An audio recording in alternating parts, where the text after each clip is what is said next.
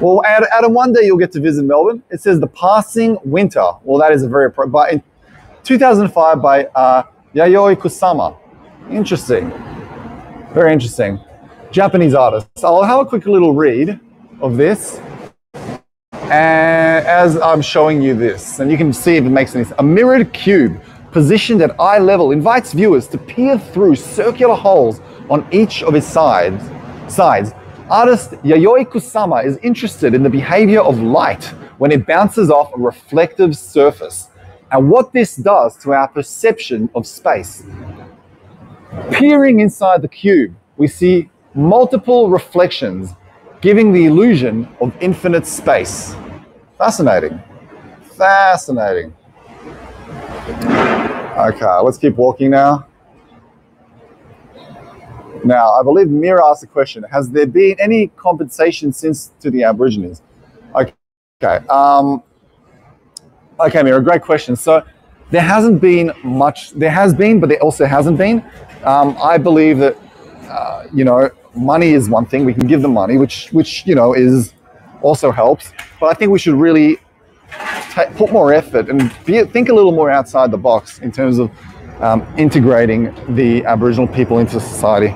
Because merely putting up a flag here and there, giving them, you know, money here and there, I don't think that is a long-term sustainable solution. But I think that really integrating their opinions, their way of life into our culture, and just really just inviting them to be part of how Melbourne changes as a city, in my opinion, this is just my opinion, it could be wrong, is the way to help compensate for all the devastating losses that have occurred through our time. So I think that is the way to repair, in my opinion. I think politicians who have no idea and who frankly don't really care about the Aboriginal people. I was actually, when we had our election recently, I was looking at some of the policies. I was curious to know, what are they actually planning on doing to help the Aboriginal people? And there was nothing of substance. There was really nothing of substance. Yeah. Anyway, I just want to show you quickly before we head off, the Graves Street.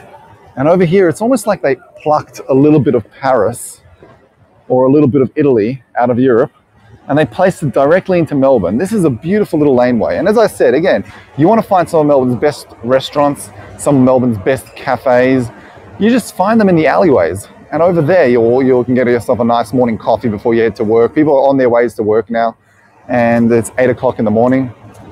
And if I just keep moving a little bit down there, there's another laneway over there.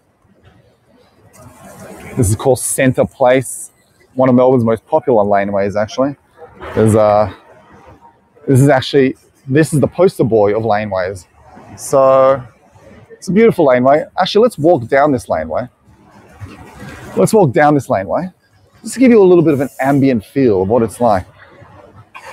And then I want to talk to you a little bit more about coffee. How does that sound? Do we have any coffee lovers in the house? I know that coffee can be one of those things, from what I've noticed, 70% of people love coffee, 30% of people don't love coffee.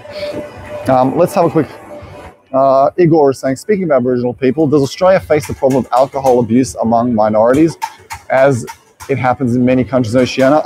Yes, it does, Igor. Unfortunately, it is a huge problem, And I can only wish that, again, we think of more creative and more proactive and less lazy ways of fixing this problem.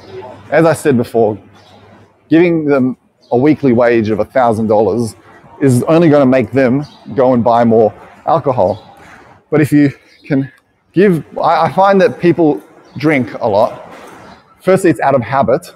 It is a cool alleyway, isn't it, Adam? I'll take another shot from another angle. People drink obviously out of habit, but also drink when they feel emotional. And that's a beautiful shot, isn't it?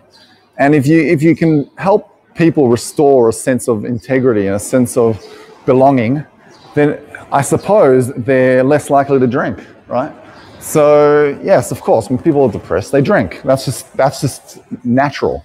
So I think that not as bad as smoking, from what I heard. Well, everything's debatable nearly, but you're right. They're both bad. They both cause cancer. Now that we stepped out of this laneway, I'm going to take you to another street. This street is called Collins Street. Named after Governor Collins, who was the governor of Tasmania. You're absolutely welcome, Laura. Thanks to all of you for being here. I really hope to see a lot of you again in future tours. You can just follow my channel so you don't miss out. And now we're just going, look, drinking is one of those things that it's nice. It's a fantastic way to enjoy yourself. It can act as a social lubricant. You can drink when you need to, you know, when you're with friends, and it can be a very positive experience. But where I draw the line is when you're using drinking to cope with negative experiences. I think that is something we need to, obviously, to me, that's just obvious. That's obviously not a good thing. That's right, Nearly. As Oscar Wilde once said, everything in moderation, even moderation.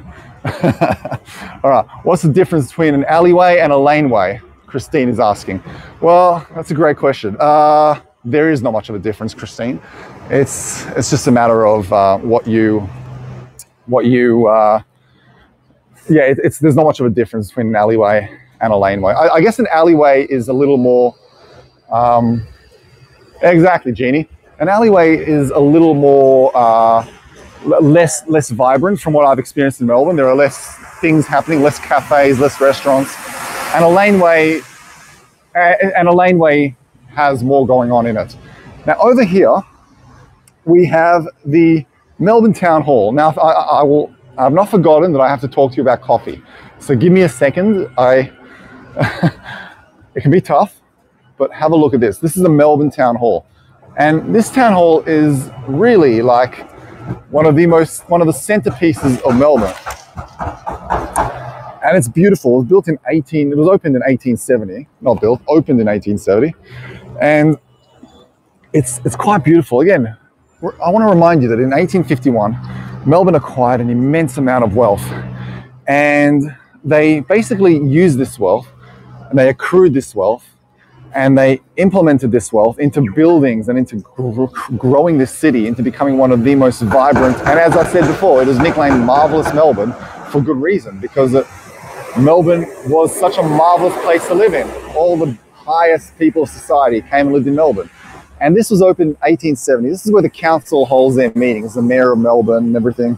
It is also used as a, as a performance and venue. And it is also used as a wedding venue. So I know people who have had weddings in the Melbourne Town Hall. But by 1870, again, Melbourne had all this. Melbourne was the richest city in the entire world, richer than London, Paris, New York, Los Angeles. There was no city richer than Melbourne by 1870. And Melbourne, again, spent a lot of its money, a lot of her money, building these extravagant, beautiful, awe-inspiring buildings, and just creating unique architecture. And to its left, there's an example of another type of architecture. Now, I don't know why the lights are flickering. I don't know if I want to know why.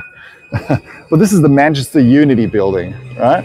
And the Manchester Unity building was built in 1932, around the same time as the Empire State Building. And it's just a normal building. There's not much going on, but it's quite beautiful. And I like the Gothic look style of it.